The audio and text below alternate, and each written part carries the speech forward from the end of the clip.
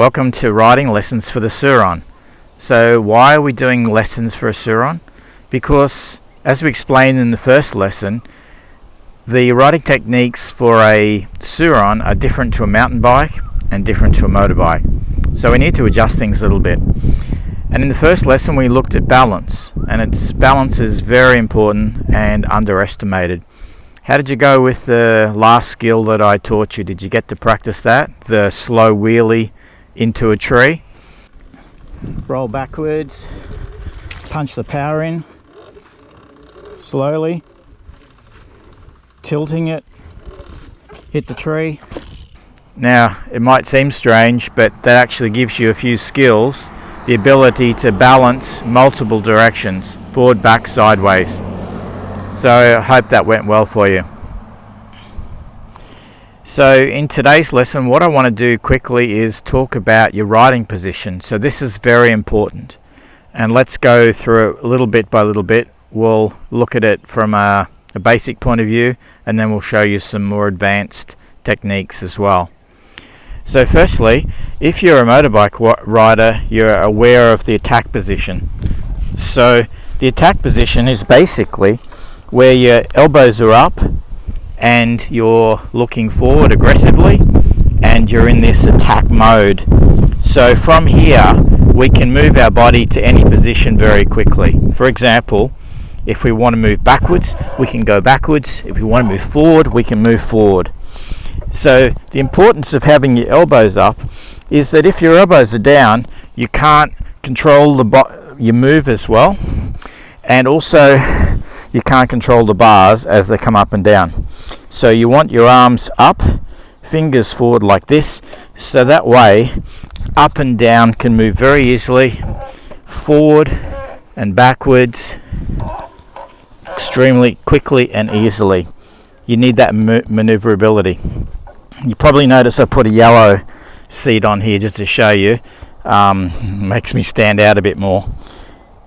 So those positions are very important. So why is that? Well, a mountain bike is very light, so you can move the bike around quite easily. A motorbike is quite heavy, therefore you need to move your body around. It's easier than moving the bike. Now the Sur-ron's fairly light, you can actually move it quite well, it is very agile, but let me explain why we need to be able to move around quite a lot.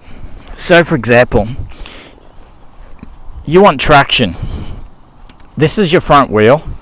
Now if you're cornering, you don't want your front wheel to wash out. So if your bike's on a lean and your seat's out here and you put weight on your seat, then the force is going down here and that can cause the wheel to slide out. So what you need to do is to put as much weight over this point as you can to give you optimal traction. So how we do that, think of it like a skier. What we're going to do, if we're turning this way, is put a weight on the outside peg, and we're going to put our foot forward near the front wheel. So for example, if that's your front wheel, you're going to put your weight over here on the outside peg, transfers as much weight down this side, and we're going to put our foot forward, which puts as much weight over the front wheel as possible.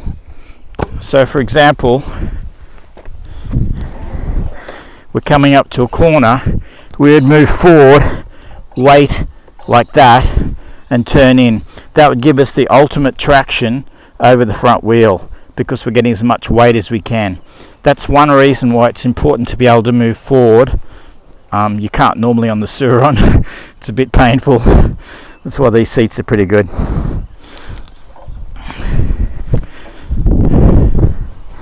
So let's demonstrate that. We'll have a quick ride.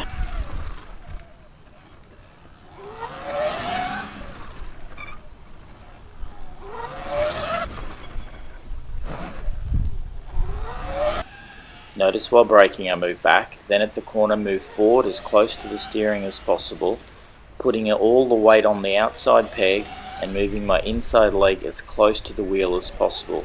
This gives the best traction for flat corners.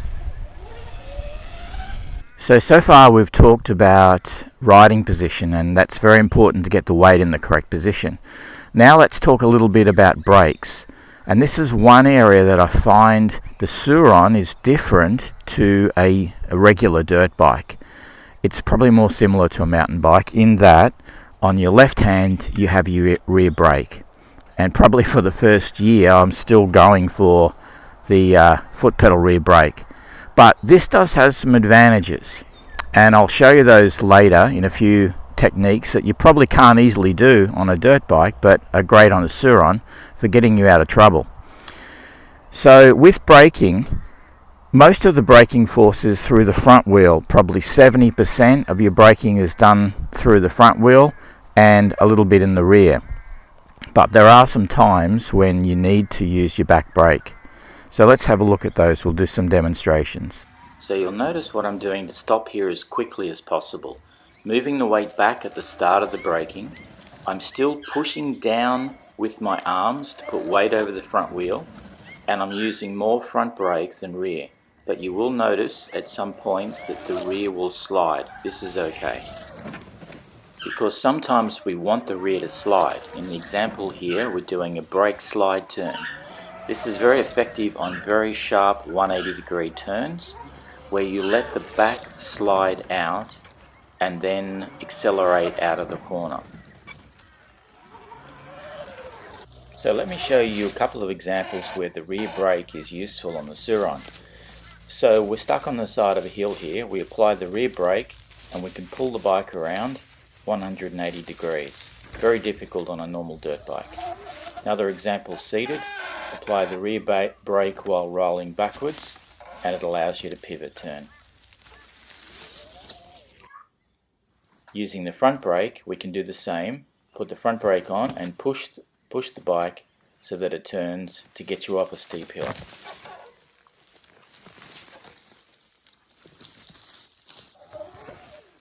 In a seated position we can do the same.